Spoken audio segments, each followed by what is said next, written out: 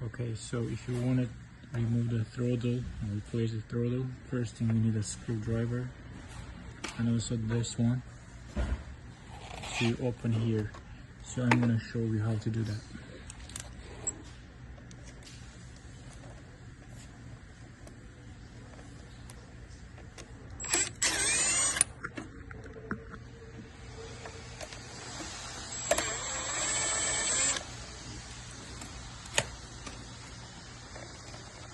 Okay.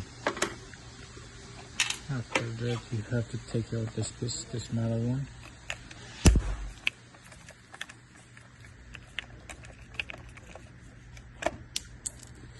Yeah.